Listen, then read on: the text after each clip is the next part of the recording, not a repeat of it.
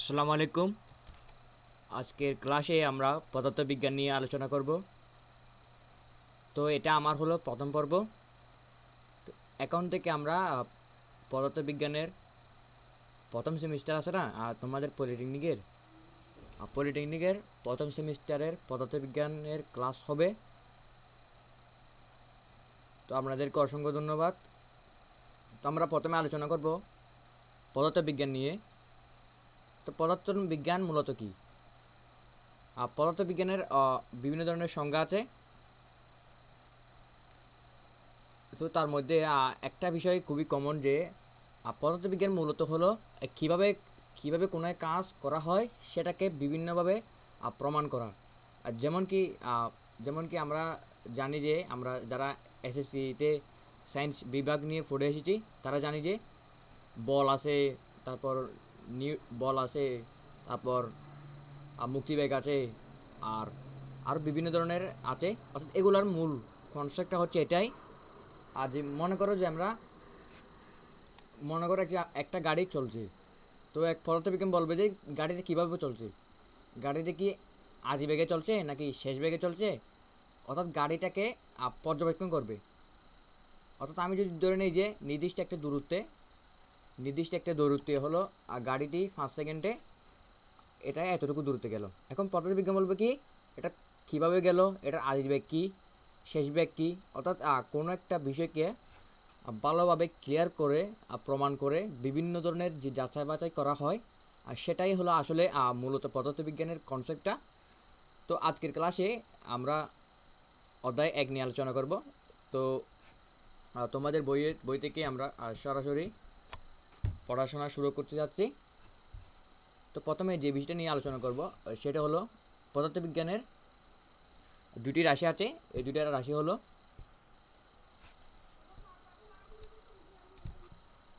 তো এখানে আমরা দেখতে পাচ্ছি যে রাশি রাশির সংজ্ঞা দেওয়া আছে। যা কিছু পরিমাপ করা যায় তাকে রাশি বলা হয়। অর্থাৎ রাশি মূলত হলো একক।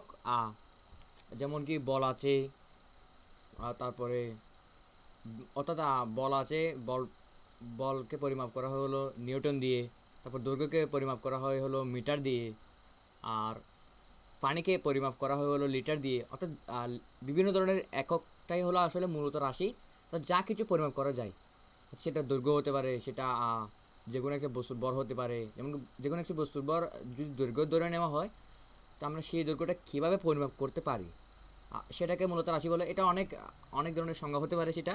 অর্থাৎ আমি আপাতত একটি সংজ্ঞা লিখেছি যে যা কিছু পরিমাপ করা যায় তাকে রাশি বলে। সেটা দৈর্ঘ্য হতে পারে, পানি হতে পারে, কোনো বস্তুর ভর হতে পারে। তো এই ভরগুলো আমরা সাধারণত মৌলিক রাশি এবং যৌগিক রাশি হিসেবে নিয়ে নিই। তো এখন আমরা দেখব হলো মৌলিক রাশি কী এবং যৌগিক রাশিগুলো কী। তো আমরা যদি প্রথমে মৌলিক রাশির সংজ্ঞার দিকে যাই, আমরা দেখতে পাবো যে মৌলিক রাশিটা কী। সংজ্ঞায় যাওয়ার আগে আমি কিছু বিষয় ভালোভাবে ক্লিয়ার করে নিতে চাই। যেমন কি আমরা এক গ্লাসে পানি নিলাম, ধরো না আমরা এক গ্লাসে পানি নিলাম। সাপোজ মনে করি যে আমরা একটা গ্লাসে পানি নিলাম। গ্লাসটা অঙ্কন করছি, গ্লাসটা। তো আমরা একটা গ্লাসে পানি নিলাম। তো গ্লাসে আমরা পানি নেওয়ার পরে আমরা প্রথমে কি দিব? প্রথমে আমরা দিব হলো, ধরো যে আমরা একটা শরবত খাবো, আমরা দিব হলো চিনি দিব। ধরেন আমরা এগুলো চিনি দিচ্ছি, চিনি এখানে সবগুলো চিনি। এখন যদি আমরা এই চিনিগুলোকে যদি আমরা এই শরবত করলাম এবং খেয়ে ফেললাম, এবং চিনিগুলোকে যদি আমরা আলাদা করে যদি আমরা এখানে নিয়ে আসি, অর্থাৎ চিনির কণাগুলোকে যদি আমরা এখানে নিয়ে আসি, তাহলে আমাদের সবগুলো চিনির কণা। এই চিনির কণাগুলোকে যদি আমরা আরও ভাঙি, আর চিনির কণা তো আসলে আর ভাঙা যাবে না, অনেক ক্ষুদ্র।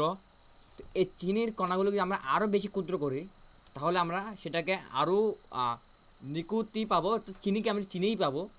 আর যদি আমরা পানিকেও একইভাবে করি, অর্থাৎ পানিকে বাংলাতে পানি পাওয়া যাবে।